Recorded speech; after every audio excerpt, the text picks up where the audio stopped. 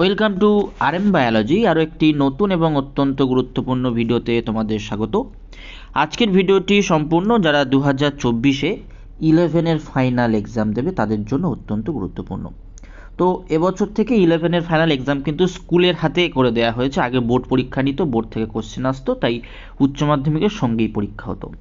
এবছর অনেক স্কুলে উচ্চ মাধ্যমিকের সঙ্গেও হবে, বা অনেক স্কুলে উচ্চ মাধ্যমিকের পরে হতে পারে, বা অনেক স্কুলে জানুয়ারি মাসেও হবে, স্কুলের উপর ডিপেন্ড করছে। তো মোটামুটি যদি আমরা জানুয়ারি মাসের শেষ ধরে এগোই, বা যদি আমরা ম্যাক্সিমাম ক্ষেত্রে যে ফেব্রুয়ারি মাসের 15 তারিখ থেকে যে পরীক্ষা শুরু হচ্ছে 12-এর, তাদের সাথে যদি ধরে এগোই, মোটামুটি আমাদের কাছে মাস দেড়েক মতো সময় আছে। সেই মাস দেড়েক সময়ের মধ্যে আমাদের কী করতে হবে, কিছু প্রিভিয়াস ইয়ার প্র্যাকটিস করতে হবে, প্লাস কিছু স্যাম্পল পেপার প্র্যাকটিস করতে হবে। আমি অলরেডি একটি প্রিভিয়াস ইয়ারের ভিডিও আপলোড করে রেখেছি। আজকের কিন্তু স্যাম্পল পেপার 1, আমি তোমাদের অন্তত 6টা স্যাম্পল পেপার করাবো। তো দেখো, প্রথম যে প্রশ্নটি আছে সেই প্রশ্নটি MCQ প্রশ্ন। পাখির শব্দ সৃষ্টিকারী অঙ্গের নাম লেখো। পাখির শব্দ সৃষ্টিকারী অঙ্গের নাম কি হয়ে যাবে? সাইরিংস। ভুল বক্তব্যটি নির্দেশ করো। ডায়াটোমরা হলো মহাসাগরের মুখ্য উৎপাদক, এটা একদম সঠিক। ডায়াটোম হলো এককোষী শৈবাল, এটাও সঠিক। ডায়াটোমীয় মৃত্তিকার সৃষ্টি হয় কোষপ্রাচীরের সিলিকা উপাদান দ্বারা, এটাও একদম সঠিক।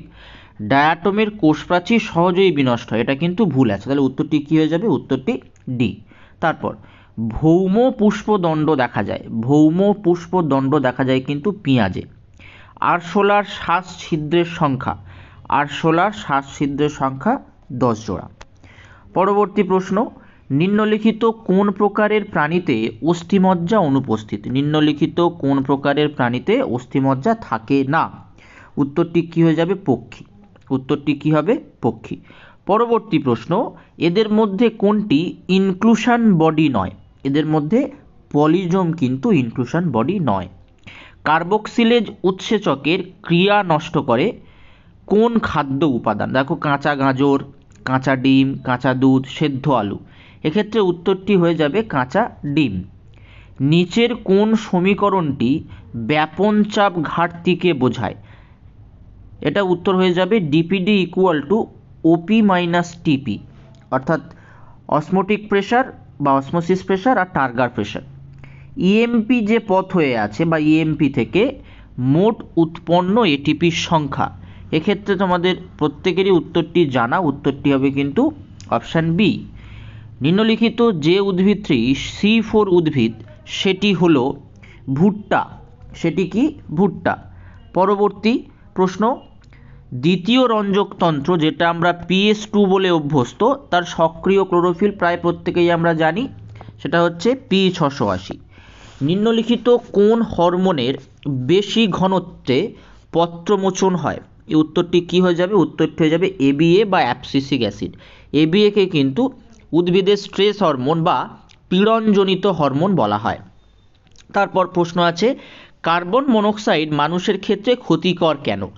হিমোগ্লোবিন অক্সিজেনের পরিবর্তে সিওর সঙ্গে যুক্ত হয়, ফলে উৎপন্ন যৌগটি বিয়োজিত হয় না। ঠিক আছে, এই জন্য এটা কিন্তু ক্ষতিকর। তারপর দুটি জেড লাইনের মধ্যবর্তী অংশকে কি বলা হয়? দুটি জেড লাইনের মধ্যবর্তী অংশকে কিন্তু সার্কোমিয়ার বলা হয়। তো এখানে 14টা MCQ শেষ হলো। এবারে আমরা চলে যাব VSAQতে, যেটা 4টে থাকে। দেখো, VSAQ যে প্রশ্নগুলো আছে, প্রোটোডার্ম কি, তার অথবাতে আছে মেরোক্রাইন গ্রন্থির উদাহরণ দাও। তারপরে আছে সক্রিয় শোষণ কাকে বলে, কোয়ান্টাম ইল্ড কাকে বলে, রিওবেস কি, রিকারেন্ট গ্রন্থি কাকে বলে, উদাহরণ দাও। এই যে 1 নম্বরের প্রশ্ন আছে বা 2 নম্বরের যে প্রশ্নগুলো আছে, এগুলোর কিন্তু তোমরা উত্তর পাবে PDF সহ। PDF পেয়ে যাবে। সেই পিডিএফটি কী করে ডাউনলোড করবে? পিডিএফটি ডাউনলোড করতে হলে কিন্তু ভিডিওটি শেষ পর্যন্ত দেখতে হবে। দেখো, প্রথম যে প্রশ্নটা আছে যে প্রোটোডার্ম কি। প্রোটোডার্ম কি? প্রোটোডার্ম হলো অগ্রস্থ ভাজক কলার একটা অংশ, যেখান থেকে উদ্ভিদের ত্বক কলাতন্ত্র সৃষ্টি হয়। অর্থাৎ অগ্রস্থ ভাজক কলার যে অংশ থেকে উদ্ভিদের ত্বক কলাতন্ত্র সৃষ্টি হয় তাকে প্রোটোডার্ম বলে। মেরোক্রাইন গ্রন্থির একটি উদাহরণ কি? মেরোক্রাইন গ্রন্থির একটি উদাহরণ হচ্ছে থাইরয়েড গ্রন্থি, অ্যাড্রিনাল গ্রন্থি, এগুলো সবই কিন্তু মেরোক্রাইন গ্রন্থির উদাহরণ। তারপরে সক্রিয় শোষণ কাকে বলে? যে প্রক্রিয়ায় শ্বসনজাত শক্তিকে ব্যবহার করে ঘনত্বের নতিমাত্রার বিপরীতে খনিজ মৌলগুলি উদ্ভিদ কোষে শোষিত হয় তাকে সক্রিয় শোষণ বলে। সক্রিয় শোষণ বলে। কোয়ান্টাম ইল্ড কাকে বলে? কোয়ান্টাম ইল্ড সালোক সংশ্লেষ প্রক্রিয়ায় সূর্যালোকের প্রতি ফোটন কণা বা কোয়ান্টাম ব্যবহারের ফলে যত সংখ্যক অক্সিজেন কণা নির্গত হয় তাকে কোয়ান্টাম ইল্ড বলে। তো কোয়ান্টাম ইল্ড ইকুয়াল টু আমরা কি লিখতে পারি, কোয়ান্টাম ইল্ড আমরা ফাই দিই, কোয়ান্টাম ইল্ড ইকুয়াল টু আমরা কি লিখতে পারি, O2 নির্গমন ডিভাইডেড বাই শোষিত ফোটন কণা। তো এটা কিন্তু আমাদের ফর্মুলা, ঠিক আছে, তোমরা কিন্তু পিডিএফ এর উত্তরটা পেয়ে যাবে। তারপর রিও বেস কি, পেশিতন্তুতে বা স্নায়ুতে যে স্বল্পমাত্রিক উদ্দীপনা দীর্ঘ সময় ধরে প্রদান করলে পেশিতন্তু বা স্নায়ু উদ্দীপিত বা তোমরা উত্তেজিতও বলতে পারো হয়, তাকে রিও বেস বলে। তারপরে আছে রিকারেন্ট গ্রন্থি কাকে বলে, উদাহরণ দাও। যে গ্রন্থিগুলি জীবদেহে বা মনুষ্যদেহে সাময়িক সময়ের জন্য আবির্ভূত হয় এবং প্রয়োজন শেষে পুনরায় অবলুপ্ত হয়, সেই সকল গ্রন্থিকে আমরা রিকারেন্ট গ্রন্থি বলি। অর্থাৎ কিছু সময়ের জন্য আসে, কাজ হয়ে গেলে আবার সেটা অবলুপ্ত হয়ে যায়, তাকে আমরা কিন্তু রিকারেন্ট গ্রন্থি বলি। একটা উদাহরণ আমরা বলতে পারি প্লাসেন্টা বা অমরা, এটা কিন্তু একটা রিকারেন্ট গ্রন্থির উদাহরণ আমরা বলতে পারি। তো আমরা 4টে প্রশ্ন শেষ করলাম। এবারে আমরা চলে যাব বিকল্প প্রশ্ন। যেটা কি বিকল্প প্রশ্ন লক্ষণীয়, সেটা হচ্ছে 5টা প্রশ্ন থাকে 2 নম্বরের।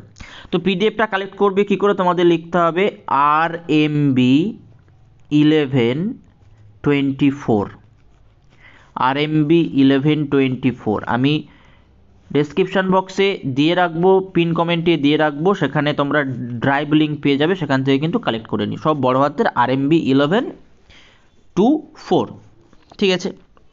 দেখো কি প্রশ্ন আছে, ক্যালিপ্ট্রা কি, জনুক্রমের সংজ্ঞা দাও। তারপরে আছে উভচর সরীসৃপ শ্রেণীদের মধ্যে পার্থক্য, synaptonemal complex, tidal volume, vital capacity, vernalisation বা বাসন্তীকরণ, টিসিএ চক্র, আর একটি হেটারো পলিস্যাকারাইডের নাম। তো চলো আমরা দেখে নিই। দেখো ক্যালিপ্ট্রা কাকে বলছে, ব্রায়োফাইটরা রেণুধর উদ্ভিদ দেহের স্ত্রীধানীর অঙ্কদেশ থেকে সৃষ্ট বিশেষ আবরণ ক্যাপসুলকে আবৃত করে রাখে, তাকে ক্যালিপ্ট্রা বলে। জনুক্রম কি, কোনো জীবের জীবনচক্রে ডিপ্লয়েড বা অযৌন জনু বা রেণুধর জনু এবং হ্যাপ্লয়েড বা লিঙ্গধর জনু বা যৌন জনুর পর্যায়ক্রমিক আবর্তনকে জনুক্রম বলা হয়। তোমাদের বইতে দেখবে ফার্নের জনুক্রমের একটা চিত্র দেয়া আছে। তারপরে অথবা যে প্রশ্নটা ছিল উভচর সরীসৃপের পার্থক্য, দেখো ত্বক যদি বিষয়বস্তু ত্বক হয়, উভচর নগ্ন এবং গ্রন্থিময়, সরীসৃপ এপিডার্মাল আঁশ দ্বারা আবৃত গ্রন্থিবিহীন। যদি পদ বিষয় হয়, উভচরে 2টি অগ্রপদ 2টি পশ্চাৎপদ উপস্থিত, অগ্রপদে 4টি করে ও পশ্চাৎপদে 5টি করে আঙুল আছে, সেখানে কিন্তু নখ নেই। সরীসৃপে 2টি অগ্রপদ 2টি পশ্চাৎপদ ব্যতিক্রম সাপ এবং পদবিহীন লিজার্ড, এবং পদগুলি নখর যুক্ত আঙুল, ঠিক আছে। সাইন্যাপটোনিমাল কমপ্লেক্স আমরা কোষ বিভাজন চ্যাপ্টারে পেয়েছি, নিশ্চয়ই তোমরা পড়েছো। সমসংস্থ ক্রোমোজোমদ্বয়কে যে নিউক্লিয় প্রোটিন যা কেন্দ্রীয় উপাদান, পার্শ্বীয় উপাদান এবং অনুপ্রস্থ সংযোগকারী তন্তু দ্বারা গঠিত পদার্থ লম্বালম্বিভাবে যুক্ত রাখে, তাকে সাইন্যাপটোনিমাল কমপ্লেক্স বলে। তোমরা বইতে দেখে থাকবে এরকম বাটান আকৃতির একটা দেয়া আছে, এরকমভাবে দেয়া আছে, এটাকে আমরা সাইন্যাপটোনিমাল কমপ্লেক্স বলছি। এদিকে এরকম একটা স্ট্রাকচার আছে, এদিকে এরকম একটা স্ট্রাকচার আছে, মাঝখানেটাকে আমরা সাইন্যাপটোনিমাল কমপ্লেক্স বলছি। কায়াজমা কি, ক্রসিং ওভারের সময় নন সিস্টার ক্রোমাটিড দ্বয়ে ডিএনএ খণ্ডাংশের বিনিময় ঘটে, এই ঘটনাকে ক্রসিং ওভার বলে। সমস্ত ক্রোমোজোমগুলির ক্রসিং ওভারের স্থানে এক্স আকৃতির গঠন সৃষ্টি হয়, সেই গঠনকে কায়াজমা বলে। প্রবাহী বায়ু পরিমাণ কাকে বলবো, স্বাভাবিক শ্বাসকার্যের সময় প্রতিটি প্রশ্বাস অথবা নিঃশ্বাসের মাধ্যমে যে পরিমাণ বায়ু গৃহীত হয় বা বর্জিত হয়, তাকে প্রবাহী বায়ু পরিমাণ বা টাইডাল ভলিউম বলে। মানুষের ক্ষেত্রে দেখো মানটা দেয়া আছে। তারপরের যে প্রশ্ন ছিল বা ওর সাথেই প্রশ্নটা ছিল বায়ুধারকত্ব কি। দেখো বায়ুধারকত্ব কাকে বলবো, একবার বলপূর্বক শ্বাস গ্রহণের পর যথাসম্ভব যথাসম্ভব বলপূর্বক নিঃশ্বাস ত্যাগের মাধ্যমে যে পরিমাণ বায়ু ফুসফুস থেকে বের করে দেওয়া হয় তাকে ভাইটাল ক্যাপাসিটি বলে। ভাইটাল ক্যাপাসিটি দেখো সূত্র দেওয়া আছে, এটাও কিন্তু এমসিকিউতে থাকে মাঝে মধ্যে, টিভি প্লাস আইআরভি প্লাস ইআরভি, মানটা দেখো 4800 বা 4500। তারপরে হচ্ছে ভার্নালাইজেশন পদ্ধতিটি একটু বর্ণনা করতে বলেছে। ভার্নালাইজেশনটা মানে মোটামুটি কি, একটা নিম্ন তাপমাত্রায় ফুল ফোটানো প্রক্রিয়া, যেটাকে আমি আগে ফুল ফুটিয়ে ফেলছি। নিম্ন তাপমাত্রা প্রয়োগের মাধ্যমে পুষ্প প্রস্ফুটন প্রক্রিয়াকে ত্বরান্বিত করার পদ্ধতির নামই হচ্ছে বাসন্তীকরণ বা ভার্নালাইজেশন। নিম্ন তাপমাত্রা কত নিতে হবে, 5 ডিগ্রি সেন্টিগ্রেড, সেখানে জিব্বারেলিন দিতে হবে, ভার্নালিন তৈরি হলো, আবার জিব্বারেলিন দিতে হবে, ফ্লোরিজেন হয়ে গেল, ফ্লোরিজেন থেকে জিনের সক্রিয়করণ হলো অ্যাগামাস লাইক 20-তে, সেখানে মুকুলটা অ্যাক্টিভেট হলো, মুকুলটা অ্যাক্টিভেট হলে ফ্লোরাল হোমিওটিক জিনের সক্রিয়করণ হলো এবং সেখান থেকে পুষ্প প্রস্ফুটন হলো। এইটাই হচ্ছে বাসন্তীকরণ। তো পিডিএফটা অবশ্যই করে কিন্তু কালেক্ট করে নিও। আচ্ছা, তোমরা আমাকে একটা কমেন্ট করতে পারো যে যেহেতু তোমাদের রিভিশন বাকি এখনও, তোমরা 11-এর চ্যাপ্টারগুলোর বা ইউনিটগুলোর ওয়ান শট ভিডিও চাইছো কিনা। যদি তোমাদের ওয়ান শট ভিডিওর প্রয়োজন হয় তাহলে তোমরা অবশ্যই কিন্তু কমেন্ট বক্সে কমেন্ট করো, আমি কিন্তু ওয়ান শট ভিডিও করাবো। তারপরে প্রশ্ন যেটা ছিল যে আমরা অ্যাম্ফিবোলিক পথ কেন বলবো ক্রেবস চক্র বা টিসিএ সাইকেলকে। ক্রেবস চক্র শ্বসনের একটি পর্যায় যা মূলত অপচিতিমূলক বিপাক, অর্থাৎ ক্রেবস চক্রের শ্বসনের পর শ্বসন একটা অপচিতিমূলক বিপাক, সবাই আমরা জানি। কিন্তু ক্রেবস চক্রের একাধিক অন্তর্বর্তী যৌগ জীবকোষের সংশ্লেষমূলক কাজে ব্যবহৃত হয়। সেই কারণে ক্রেবস চক্রকে অ্যাম্ফিবোলিক পথ বলা হয়, অর্থাৎ উপচিতি ও অপচিতি উভয়ধর্মী। সংশ্লেষমূলক কাজে ব্যবহৃত যে উপাদানগুলো তার উদাহরণ দুটো তোমরা দিয়ে দেবে। টিসিএ চক্রে উৎপন্ন অক্সালো অ্যাসিটেট চক্র থেকে বের হয়ে পিরিমিডিনো গ্লুকোজ সংশ্লেষে অংশগ্রহণ করে। সাকসিনিল কোয়ে চক্র থেকে বের হয়ে পরফাইরিন গঠন করে, এই জন্যই কিন্তু আমরা বলে থাকি। তারপরে প্রশ্ন ছিল যে হেটারোপলিস্যাকারাইডের উদাহরণ জিজ্ঞেস করেছে। একটি হেটারোপলিস্যাকারাইডের নাম হচ্ছে হেপারিন, মানবদেহে একটি যুগ্ম প্রোটিন এফএসএইচ যা হরমোন রূপে কাজ করে। তো আমাদের এই পর্যন্ত কমপ্লিট হলো। পরবর্তীতে আমরা এসএকিউ